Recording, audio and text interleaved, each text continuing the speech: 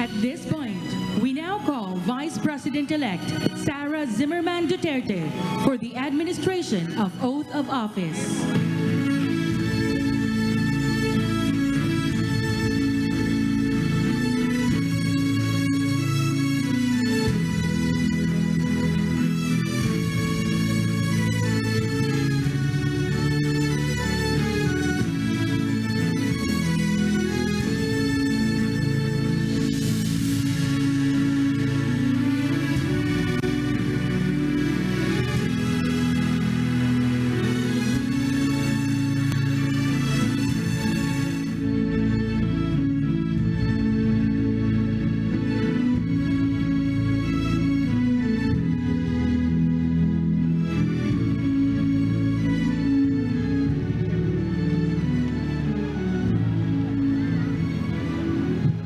Good afternoon, Madam Vice President-elect. You will be taking your oath pursuant to Section 5, Article 7 of the Constitution as the duly elected Vice President of the Philippines. Please raise your right hand and repeat after me. I, state your name, Sara Duterte, do solemnly swear do solemnly swear I will faithfully and conscientiously fulfill that I will faithfully and conscientiously fulfill my duties as Vice President of the Philippines, my duties as Vice President of the Philippines, preserve and defend its Constitution, preserve and defend its Constitution, execute its laws, execute its laws, do justice to every man, do justice to every man, and consecrate myself to the service of the nation. to the service of the nation. So help me God. So help me God. Congratulations and all the best, Madam Vice President. Thank you.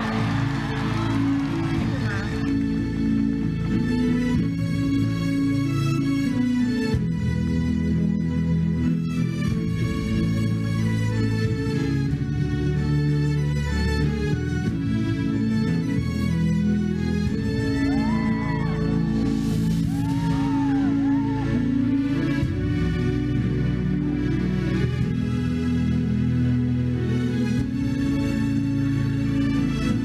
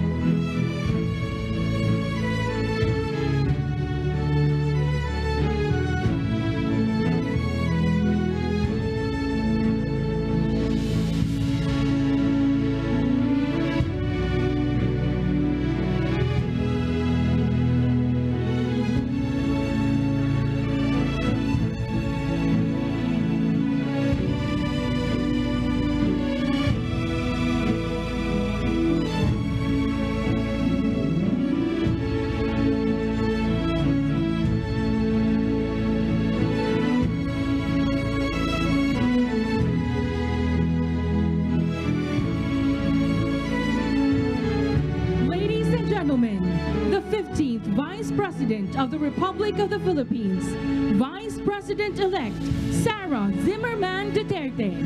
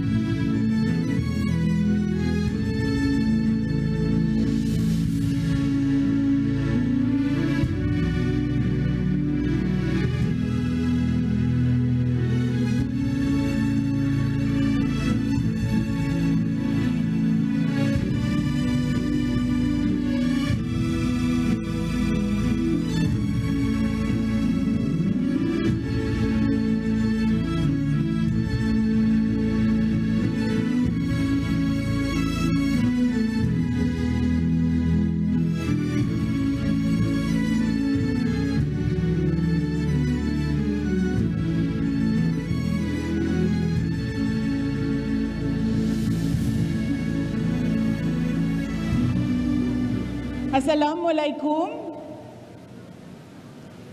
to our foreign guests, sa aking mga kababayan. Magandang hapon po sa inyong lahat. Maayong hapon sa inyong tanan. One of the most important lessons I have learned as I navigate life, and the same thing that I believe we should ponder upon as one country, united in our determination to overcome our difficulties and achieve our aspirations, is that we should commit to heart the priorities of God, country, and family.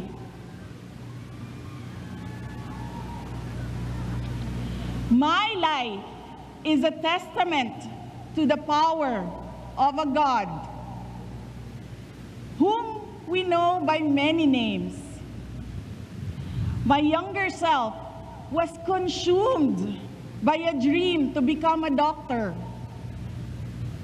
I pursued a pathway that I thought could help me realize that dream. But I was directed toward another way. And now I am a lawyer.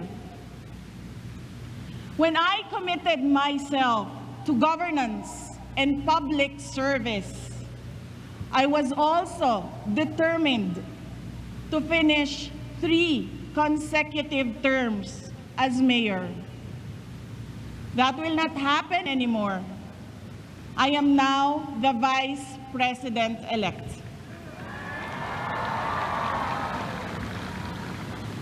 The voice of 32.2 million Filipinos was loud and clear. With the message to serve our motherland.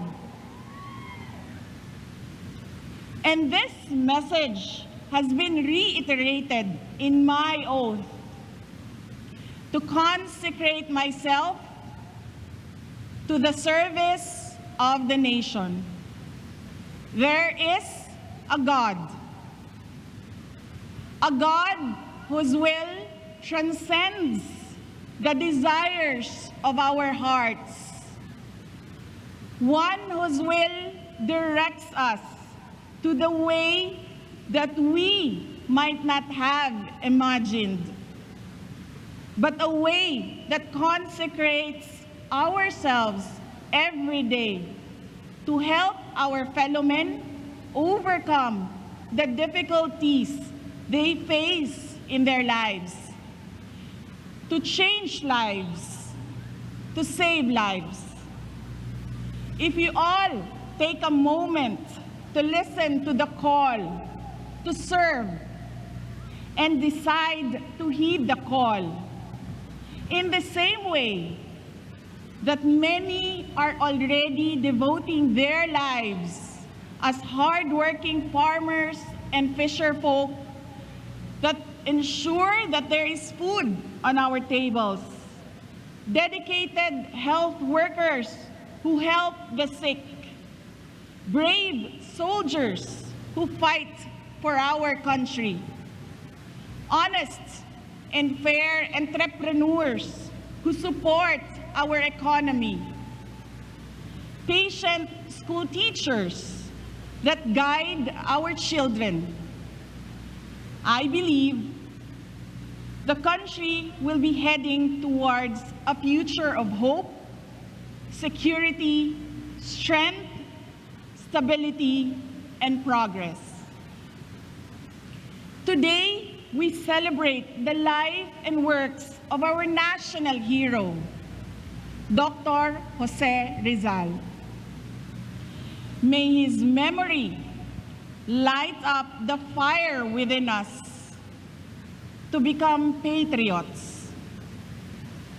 Rizal taught us that selflessness and sacrifice could change our country's fate and shape our children's future. The bravery of Rizal completes the fabric of our identity as Filipinos. Magkasama sana tayong bumangon bawat araw, kasabay ang nag-aalab na pangako sa ating mga puso na mahal natin at patuloy nating mamahalin ang Pilipinas hanggang tayo ay nabubuhay.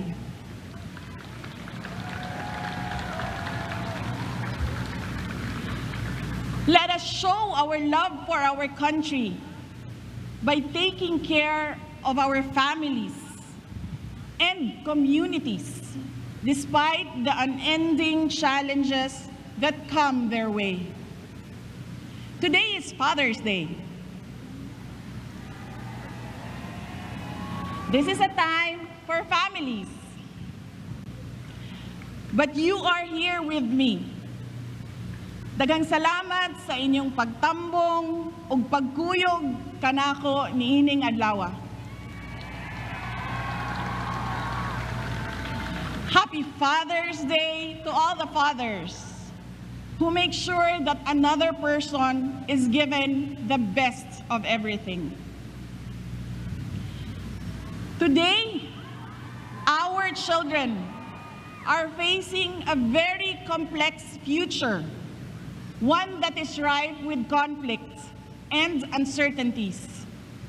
Some of these challenges include the winding cycle of poverty, the trauma of broken families, the lifelong baggage because of irresponsible and bad parenting, the abandonment issues due to an absentee parent, the anguish of gender confusion and discrimination, the destruction brought about by drugs, the lure of easy money in criminality, cases of HIV and other sexually transmitted diseases,